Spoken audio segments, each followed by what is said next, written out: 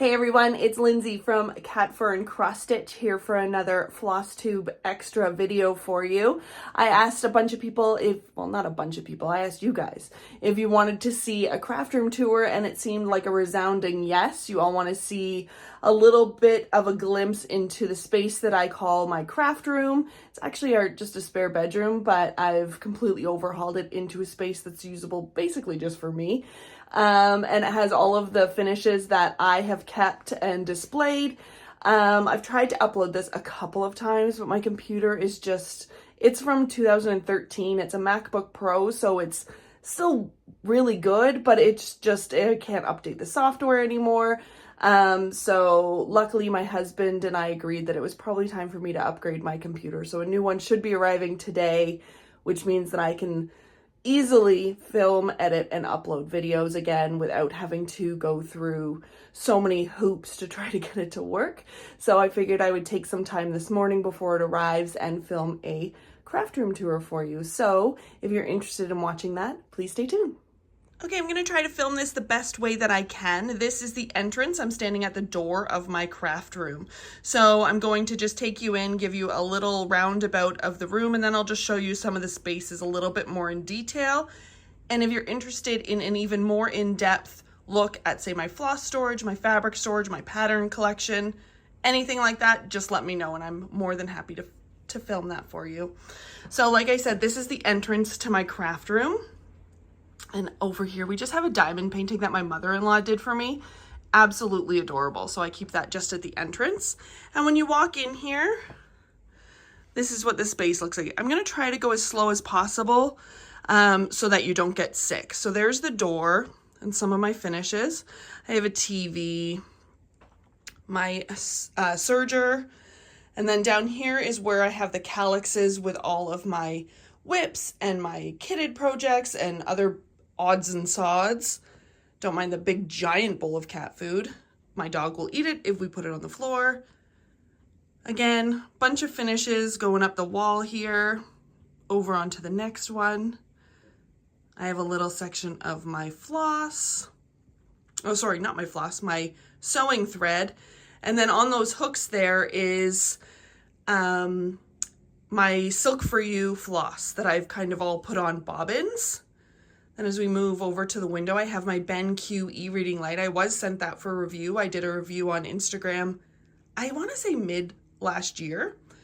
A cat bed. I'm very cat oriented if you can't tell. This is one of my favorite spaces in the room. Sorry, right there is my Singer heavy duty sewing machine. And this is my calyx of Bisley's. So this is my floss storage system. I'll come back to that after I finish the tour of the room and just show you what that looks like on the inside. Over here, shocking of all shocks, I have another little cat perch, an electric fireplace, and then my old floss storage system is right there. It's in one of those, I think it's called a Creative Memories or Creative something box. It's the double-sided floss storage box. This is my seat where I sit and cross stitch, and that there is the bin that I keep all of my current whips in. I have a gloriously beautiful TV tray with my computer on it. It's where I generally watch all my Flosstube videos and stuff. And then beside here is just like almost an end table that has like my extra needles and hand cream and all that stuff. I use two lights while I'm stitching. One is a side light that has a nice little caddy there for it that has pens and tweezers and glasses cleaner. I have one of those little floss fairies, I think it's called, for when you frog your floss and you get extra color bits in it. You can wipe it off with a little almost mascara wand. And then I also have a floor light. I love both of them. I've gotten so used to using both of them that I find it really hard to not use both of them. So I love that.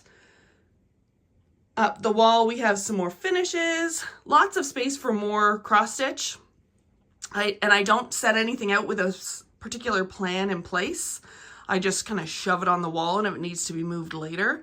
So you'll get no absolutely up close and personal look at the wall because it's probably full of holes.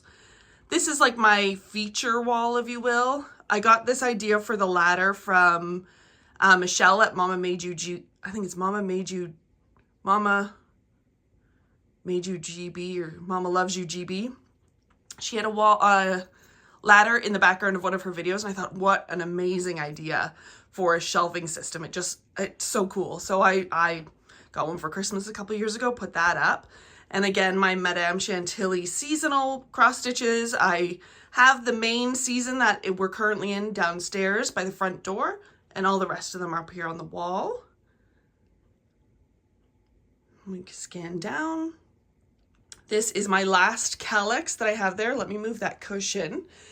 Usually it's on my chair, but if I've been sitting on it, I will throw it on the floor. Yeah, so I have my printer scanner on the top there, a Scentsy that usually has some sort of warm cinnamony smell in it. This is my calyx that has patterns from my favorite pattern makers, so like Mirabilia, Nora Corbett, Plum Street, With Thy Needle and Thread, Blackbird, a bunch of stuff like that. Then these drawers all have extra stuff in them. So this one here actually has extra DMC floss and extra Weeks Dye Works. This one here has kitted projects, stuff like, I bought this from Garen Toten Bags, or I can never remember their actual name. Garen Stitchery, that's it. And so it came as like a full kit. So I have a bunch of those in there. And then this one over here is like finishing stuff and fabric for bags that I want to do in the future and stuff like that. So I don't generally come over here and go into these drawers all that often, but they are there. Over here we have some Christmas stuff, because whatever. I have this acrylic container that has all my Krynic and my Sulky floss in it. Then here's more of my patterns. I store them in like the cardboard magazine containers, and they're alphabetical by designer. Down here I have, again, this is all the calyx stuff, right? So it's got calyx inserts and all that stuff in it. I have the 2 calyx insert for the drawers, and it's just things like up here. I won't go into this one. It's just my work stuff. Here I've got all my Mill Hill kits. There's tons of them. I can do a video on that if you want. This is just some backup boxes and stuff. And here is all of my Scentsy scents, wax melts.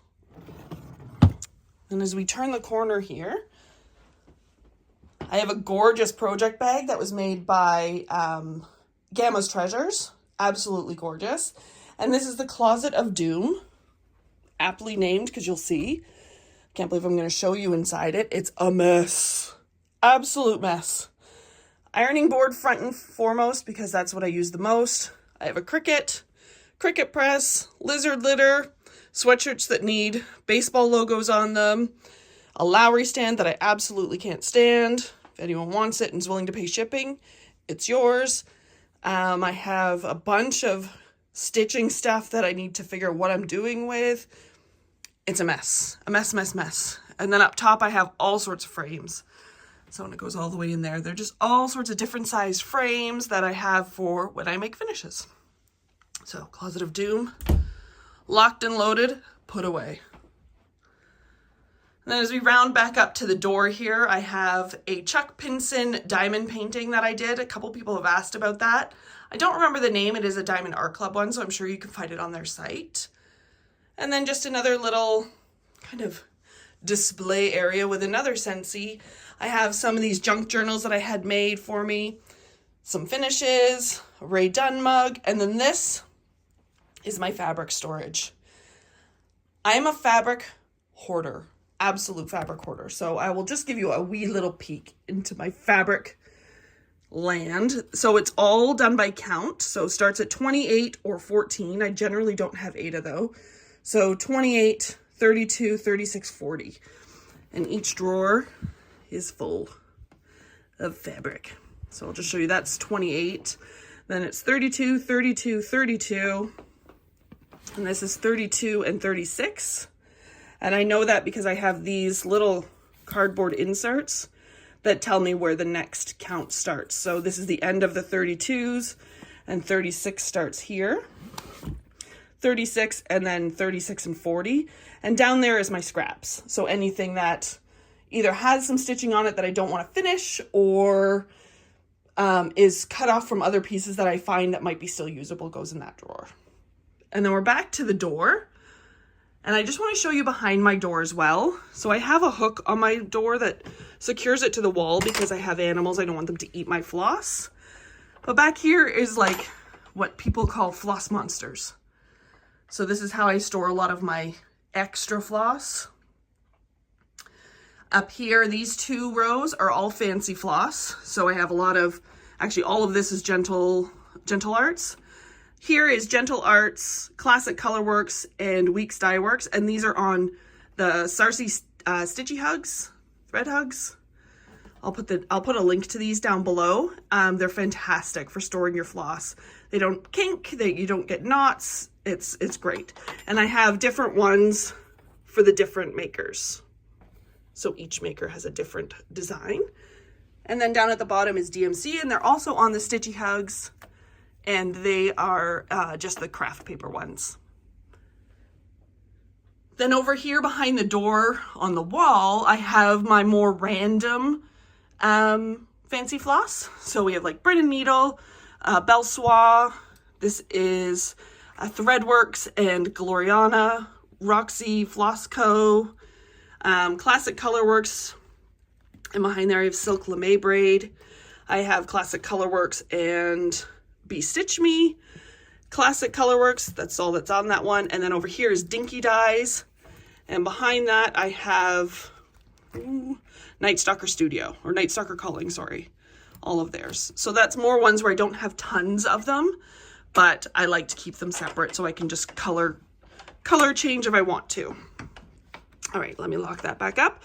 And I'm going to just go over and show you my floss storage.